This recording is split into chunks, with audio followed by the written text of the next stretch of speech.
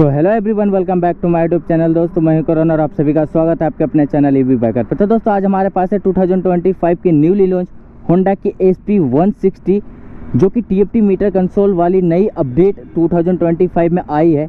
इस बाइक की आज फुल डिटेल रिव्यू करेंगे और साथ ही इसकी परफॉर्मेंस टेस्ट करेंगे, साथ ही टॉप स्पीड चेक करेंगे और आप लोगों को शेयर करेंगे जो कि 160 सीसी के सेगमेंट में ये बाइक आपको लेनी चाहिए या नहीं लेनी चाहिए। एंड इसकी साथ ही माइलेज और top speed on road price के बारे में सारे इन्फॉर्मेशन आपको देने वाले हैं, तो वीडियो को पूरा लास्ट तक जरूर देखें। एंड चैनल पर हैं तो चैनल को सब्सक्राइब करें एंड बेल आइकन को प्रेस करें ताकि इसी तरह की बाइक एंड स्कूटी से रिलेटेड हर नोटिफिकेशन आप तक जल्दी पहुंचे।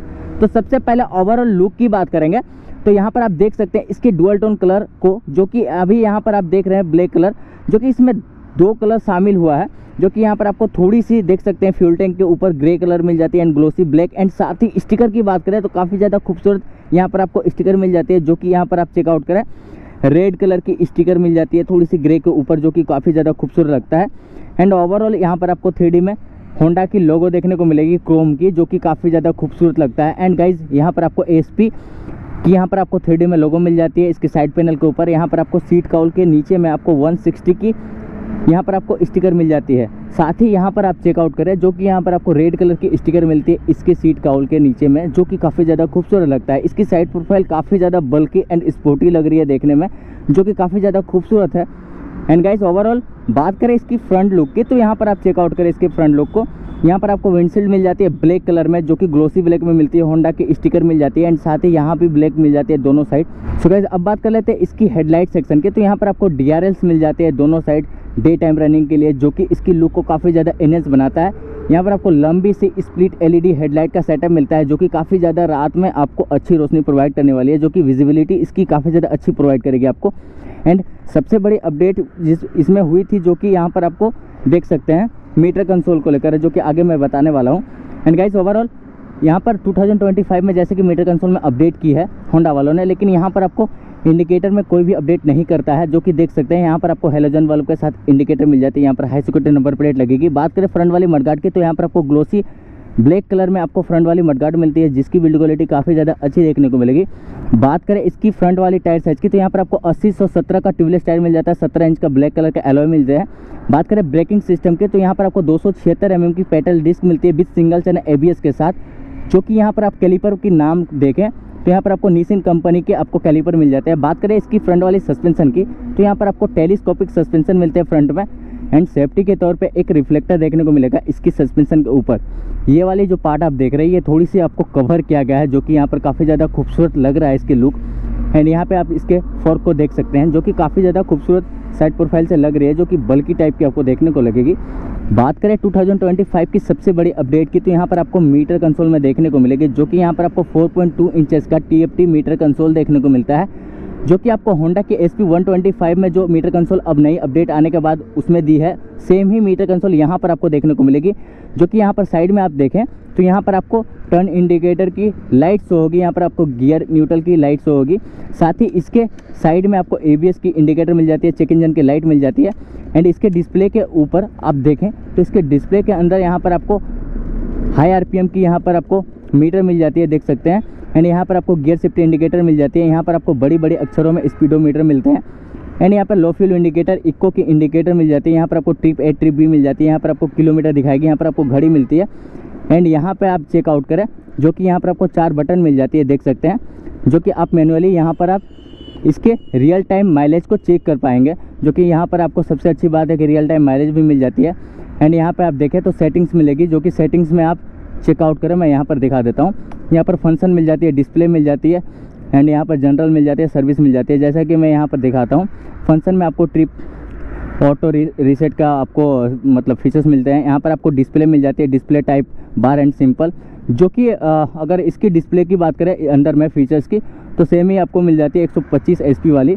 एंड यहाँ पर ब्राइटनेस अपने अनुसार मैनुअली कंट्रोल कर सकते हैं, बढ़ा सकते हैं या कम करके रख सकते हैं, और या आप ऑटो में भी रख सकते हैं। थीम अपने अनुसार आप कस्टमाइज़ कर सकते हैं, डार्क में रख सकते हैं, ऑटो में रख सकते हैं। एंड यहाँ पर आप फेवरेट इन्फॉर्मेशन में देखें तो टोटल मिल जाती है, यहाँ पर आपको ट्रिप A ट्रिप B मिल जाती है, ट्रिप A यहाँ पर मिल जाती है, जो कि यहाँ पर आप चेकआउट करें तो आपको यहाँ पर मिल जाती है, जो कि एवरेज स्पीड यहाँ पर आप चेकआउट करें तो काफ़ी अच्छी फीचर्स मिल जाती है। सबसे अच्छी बात है कि इसमें आपको रियल टाइम माइलेज मिल जाती है, जो कि आपके फ्यूल टैंक में जितनी भी पेट्रोल रहेगी वो इसमें शो हो जाएगी कि कितने किलोमीटर आपकी बाइक चलने वाली है, जो कि काफ़ी अच्छी दिया गया है। ये 2025 की न्यू अपडेट थी, जो कि काफ़ी ज़्यादा खूबसूरत मीटर कंसोल मिलता है। बात करें इसकी स्विचेस की, तो यहाँ पर आपको 4 बटन मिल जाते हैं, जो कि मैनुअली आप इसके मीटर कंसोल को कंट्रोल कर सकते हैं। यहाँ पर आपको एक ही स्विच में पासिंग स्विच मिलता है, अपर डिपर स्विच मिल जाता है, एंड यहाँ पे इंडिकेटर का स्विच मिलता है, हॉर्न का स्विच मिल जाता है नीचे में। साथ ही यहाँ पर आपको इंजन किल का स्विच, और यहाँ पे आपको चेकआउट करें जो कि आपको मेन हेडलाइट की यहाँ पर आपको हैजार्ड की स्विच मिल जाती है। एक यहाँ पर आपको देखें तो यहाँ पर आपको सेल्फ स्टार्ट का स्विच मिल जाता है। एंड ओवरऑल इसकी फ्यूल टैंक की बात करें गाइस, तो यहाँ पर आपको डुअल टोन कलर में फ्यूल टैंक मिल जाती है, देख सकते हैं, जो कि काफ़ी ज़्यादा खूबसूरत लग रहा है देखने में। ग्लोसी ब्लैक एंड थोड़ी सी आपको यहाँ पर ग्रे कलर देखने को मिलेगी, जो कि यहाँ पर लंबी सी, जो कि काफ़ी ज़्यादा खूबसूरत लग रहा है। E20 की यहाँ पर आपको बैजिंग मिलेगी। यहाँ पर आप चेकआउट करें तो बात करें इसकी फ्यूल कैपेसिटी की, तो 12 लीटर की फ्यूल कैपेसिटी देखने को मिलेगी। एंड गाइज इस साइड प्रोफाइल को देखें तो काफ़ी ज़्यादा खूबसूरत लग रहा है। बात करें निचले वाले पोर्शन की, तो यहाँ पर आप इसके इंजन काउल को देखें तो काफ़ी ज़्यादा खूबसूरत मेटल बॉडी की आपको नई डिज़ाइन में आपको इंजन काउल देती है, जो कि व्हील क्वालिटी काफ़ी अच्छी दिया गया है। एंड इसकी गियर की बात करें तो यहाँ पर आपको काफ़ी ज़्यादा अच्छी लाइट गियर मिल जाती है 5 स्पीड, एंड होंडा की यहाँ पर आपको इंजन के ऊपर लोगो मिल जाता है। एंड ये वाली आपको पार्ट देख रहे हैं, जो कि आपको फुली यहाँ पर आपको ब्लैक मेट मिल जाती है। एंड यहाँ पर आपको 3D में क्रोम में SP का लोगो मिल जाता है इसके पैनल पे, साइड पैनल पे, जो कि काफ़ी ज़्यादा खूबसूरत लग रहा है ग्लोसी ब्लैक के ऊपर। एंड गाइज यहाँ पर आप चेकआउट करें काफ़ी अच्छी बिल्ड क्वालिटी की फुटेज मिल जाती है पिलियन के लिए एंड राइडर के लिए, जो कि एडजस्टेबल फुटेज मिलता है। और गाइज यहाँ पर अब देखें तो यहाँ पर आपको रेड कलर एंड थोड़ी सी ग्रे कलर मिल जाती है। इसके सीट कवर के ऊपर आपको 160 की थोड़ी सी लंबी टाइप से आपको स्टिकर मिल जाती है। एंड ओवरऑल यहाँ पर इसकी चेसिस की बात करें तो यहाँ पर आपको बॉक्सी टाइप की चेसी मिलती है। एंड ओवरऑल इसकी ये चैन सेट कवर की बात करें तो ओवरऑल इसकी चैन सेट कवर बिल्ड क्वालिटी काफ़ी अच्छी दिया गया है फाइबर बॉडी के साथ। एंड यहाँ पे ये इसकी जो नेट लगती है, लेकिन अभी न्यू है, तो साड़ी गार्ड की जो नेट लगती है अभी असेंबल नहीं है। एंड ओवरऑल इसकी रियर पोर्शन की बात करें तो यहाँ पर आपको वही सेम ही जो पुरानी वाली लुक मिलती थी, यहाँ पर भी सेम आपको देखने को मिलेगी, जो कि यहाँ पर आपको LED में टेल लाइट देखने को मिलता है एंड हेलोजन बल्ब के साथ इंडिकेटर एंड होंडा की स्टिकर। साथ ही यहाँ पर आपको हाई सिक्योरिटी नंबर प्लेट लगा सकते हैं। एंड यहाँ पर आप चेकआउट करें, बात करें इसकी टायर साइज़ की और इसकी चौड़ाई की, तो यहाँ पर आप पहले चौड़ाई को नोट आउट करें। काफ़ी ज़्यादा चौड़ी और वाइड आपको टायर मिल जाती है, जिसकी ग्रिप काफ़ी ज़्यादा अच्छी देखने को लगेगी। एंड गाइज ओवरऑल बात करें इसकी टायर साइज़ की, तो यहाँ पर आपको 130/70 का रियर में ट्यूबलेस टायर देखने को मिल जाता है। 17 इंच का आपको एलॉय मिलेगी। बात करें ब्रेकिंग सिस्टम की, तो यहाँ पर आपको 220 mm की पेडल डिस्क मिल जाती है रियर में।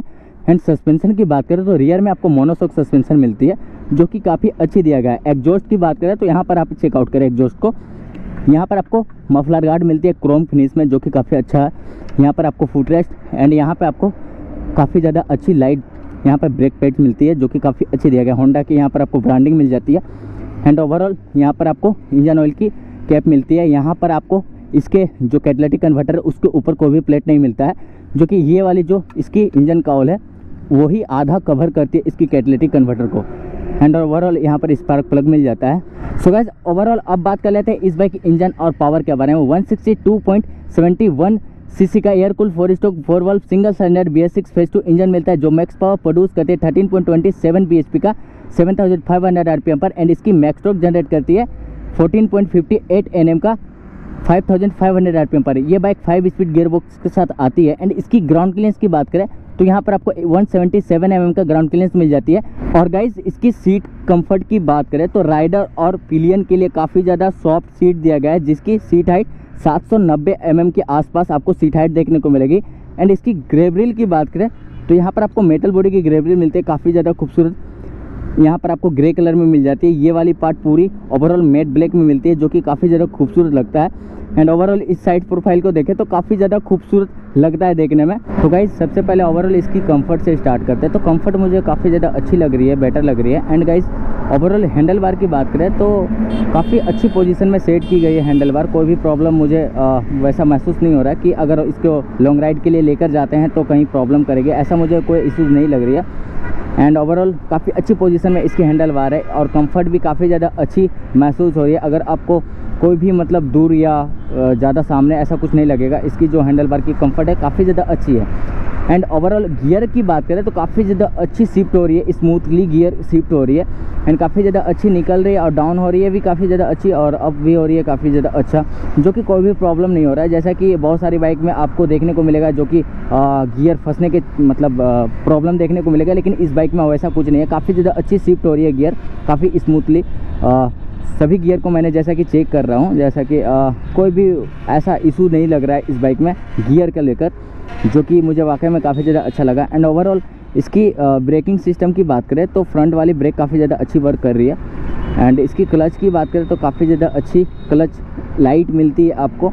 एंड और बाकी ओवरऑल इसकी स्विचेस की बात करें तो यहाँ पर आपको सामने फिंगर के सामने ही स्विचेस मिल जाएगी, कोई भी ज़्यादा दूर या अनकम्फर्टेबल टाइप का नहीं लगेगा ऐसे अदर बाइक्स के कंपैरिजन। जैसा कि मैंने हीरो की एक्सट्रीम 125R चलाई है तो उसमें थोड़ी सी अनकंफर्टेबल लगती है स्विचेस वगैरह, फिंगर के सामने कोई भी स्विचेस थोड़ी सी सामने नहीं है।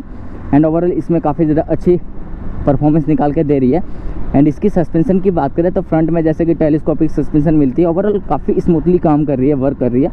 एंड रियर में मोनोशॉक सस्पेंशन है तो काफ़ी ज़्यादा बेटर काम कर रही है गाइज इसकी रियर वाली सस्पेंशन।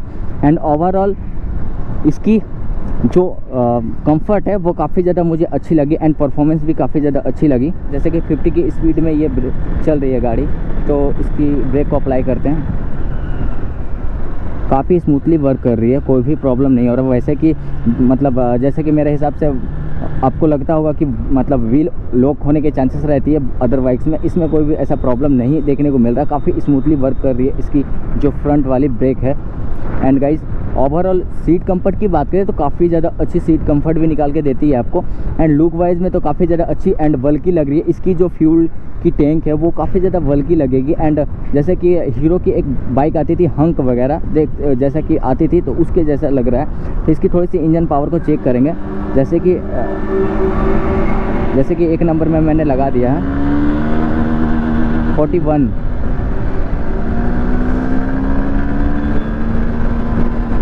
दो नंबर में 70।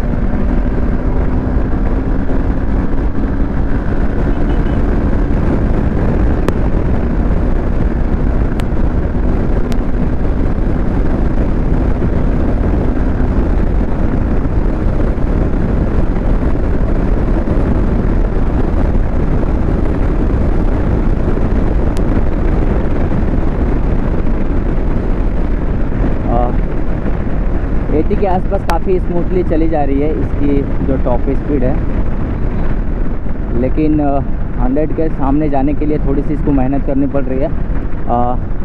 अगर क्यूक में बात करें तो फिर से ट्राई करते हैं।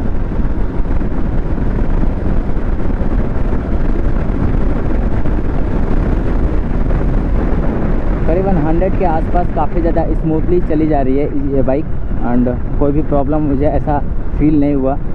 ओवरऑल काफ़ी ज़्यादा अच्छी इसकी जो इंजन पावर है वो काफ़ी ज़्यादा अच्छी जनरेट हो रही थी, उसमें कोई भी प्रॉब्लम आपको देखने को नहीं मिलेगी। एंड इसकी थ्रोटल भी काफ़ी अच्छी रिस्पॉन्स कर रही है गाइस।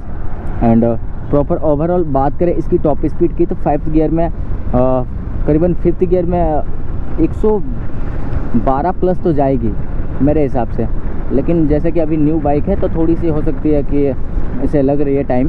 कंपेयर करें होंडा की यूनिकॉर्न 160 से तो इसकी परफॉर्मेंस थोड़ी मुझे बेटर लग रही है यूनिकॉर्न के कंपैरिजन, क्योंकि यूनिकॉर्न में जो स्पीड है थोड़ी सी मुझे कम महसूस होती है और इसमें थोड़ी सी अच्छी महसूस होती है, क्योंकि अभी मैंने फुल टॉप स्पीड को चेक नहीं किया।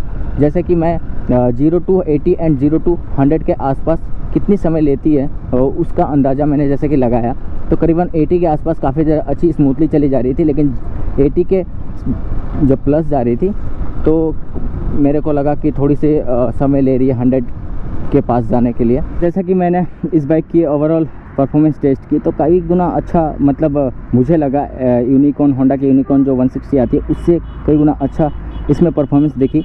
एंड इसकी टॉप स्पीड वगैरह जैसे कि मैंने चेक किया, फुल तो चेक नहीं कर पाया क्योंकि वैसा ट्रैफिक बहुत ज़्यादा था एंड मेरे पास उतना डिस्टेंस भी नहीं थी जो कि इसकी टॉप स्पीड को चेक कर पाऊँ।